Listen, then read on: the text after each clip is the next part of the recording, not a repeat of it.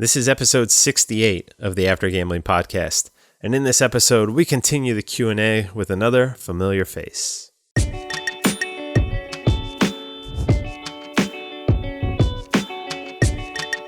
Hey there, and welcome to the After Gambling podcast. My name is Jamie. I'm a former problem gambler. Now I haven't gambled in nearly 10 years, and I do this little podcast to help other people that might be struggling with gambling and that might want to quit. Now today, going to have another familiar name popping up with some Q&A. Last time we had Steve, and this time we have my good friend Andy Margett. You can find Andy on Twitter at Andy Margett, and I'll link that up in the show notes, or on YouTube. My name is Andy. I'm sure anybody listening to this already knows who Andy is. I don't need to give him any big fancy introduction, and I don't want to give it to him because it would go to his head, but nothing goes to that guy's head. He's the most humble, down-to-earth guy. Becoming one of my really good friends. And as I said, Steve and Andy and a few others have jumped on some Zoom calls during quarantine. It's been really a fun time. So I enjoy that. And I want to thank Andy up front for these questions. So I'll jump into them. First question Andy had for me was, since stopping, what is now your healthy relationship with money or finance? And this is a good one because I know a lot of people treat things differently. So I'm just going to share my experiences, what I do. Now, as far as our family is concerned, we've always had separate bank accounts. It was just one of those things that when we got married, we never really merged them completely.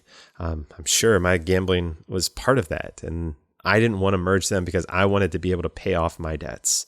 And I know it's kind of maybe a bizarre thought process, but I felt a responsibility to not use shared funds to pay off things that were my mistakes. So that was always a part of it. And yeah, we'd split up the bills, and I'd handle the gas and the electric. I'd handle these type of things. And we had our own separate credit cards and bills that we would pay. And we just kind of balance them out. It's something that we talk about every now and then, just kind of catch up and say, okay, hey, you're going to do this, I'm going to do this. And we pay them off. And it works for us. And that's the beauty, is whatever works for you, right? I've always, all along, I was never one that I didn't have barriers in place per se between me and my money, which is something that we talk about as a good thing. It's a smart thing. Now, I did have eyes on those. My wife had full access to my accounts, and she could go on, and I always said, open book, come on, check it out, make sure that I'm on the up and up.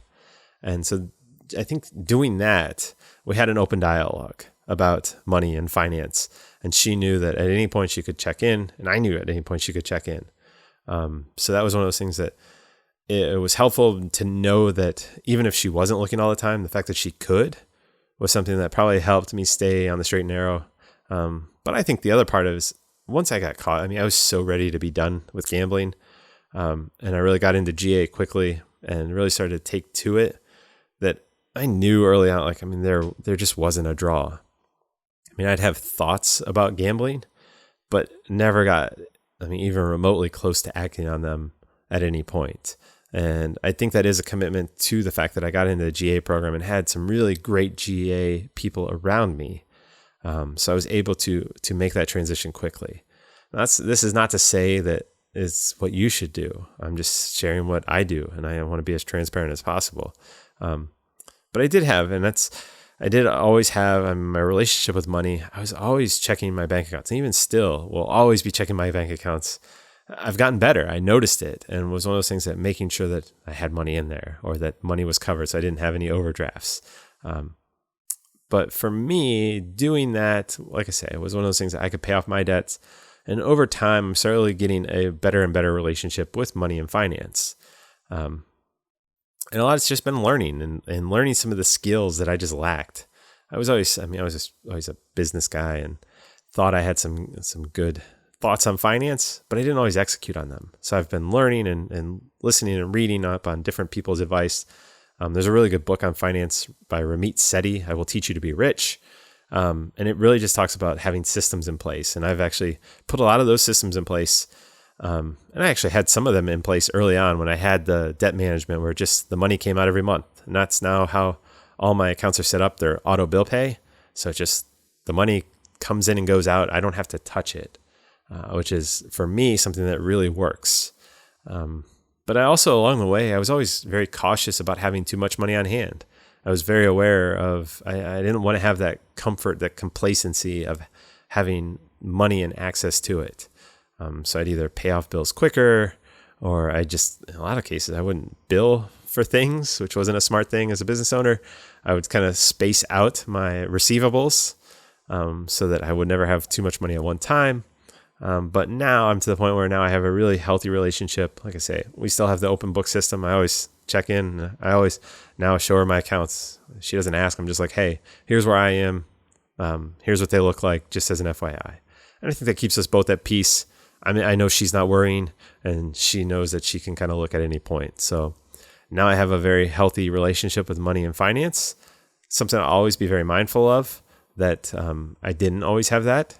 But yeah, my credit score is really high. I don't have to worry about those things. I have access to those, which there's definitely a responsibility that comes with that.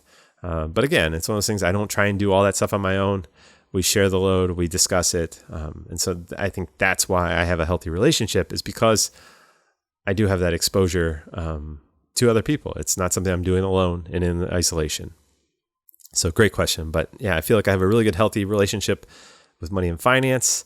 We're very fortunate. So yeah. Second question, where can you see yourself in your life in 5 years' time? Now, I'm always planning ahead and thinking a lot, but this question was one that I'll remember this, Andy, for a long time. And I wanted to give this episode its own little thing, because I think this is when I look back in 5 years, I'm going to say that was kind of one of those turning points. The first thing that came to my mind was as an author or writer or speaker, which is weird because, okay, I've done this podcast, and I always say it's like writing a book. It's just audio format. I mean, it's like an audio book every week instead of doing a blog or writing. And it's what works for me. It's easier for me, and I enjoy it more. But when I saw that question, I'm like, I'm going to write a book. And it's something I've been putting off forever. And it's something always in my back of my mind, well, you write a book. And it's like, nobody wants to listen to it. Nobody wants to read that book. But the reality is, there's a book in me that needs to be written, that I want to write. It's something that I want to do with my life. And I don't know where it will lead, but I definitely see myself, and for those that are following along some of the other projects, I mean, it's not just gambling that I want to improve my life in. It's being a better father, working out more, getting in better physical shape, for business. I mean, being a better marketer. I'm constantly working on all those types of things. And I'm very much a learner. And then I've realized that I do really well when I do it publicly. I have that level of accountability, and it also forces me to have a depth of learning before I can communicate and help other people. I have to understand it myself. So in 5 years, I really think I'm going to be pretty far down that line of working independently and still doing some marketing stuff. And I love it. Kind of, this is part of that finance question.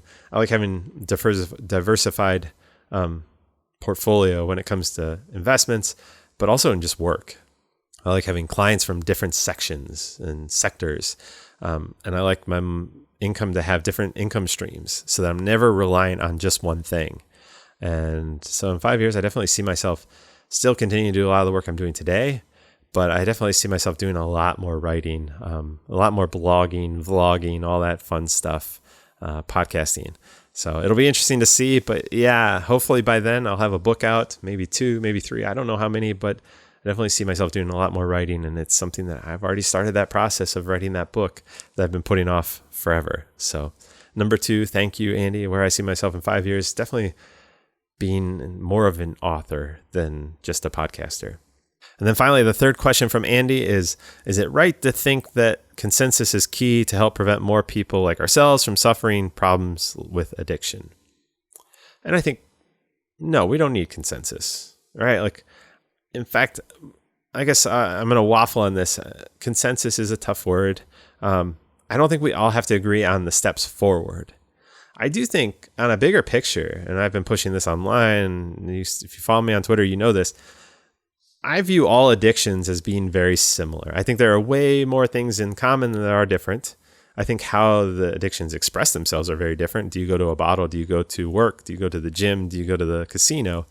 Those things are very different, and it's important to tell those different, unique stories.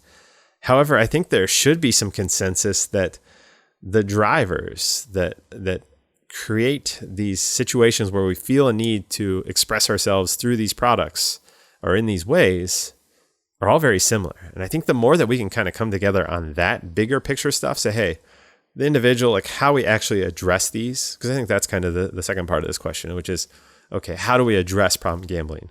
Is it done by going to the operators? Is it done through education? Is it done through government? Is it done through private business? We're never going to reach consensus on those things. And I think it's actually best not to, because I think it's good to have different things. It's like the portfolio. Try different things. You may find out one thing that we didn't expect to works really well. And so I think it's good to have that variety. But if we can come to a consensus that basically all these things are basically very human, and I think that's where we're going with mental health, is that we're coming to the consensus that to not struggle with mental health is almost to not be human in a lot of ways, because we all do. We all struggle. We all have problems. Some of us have much better problems than other people. Read Mark Manson.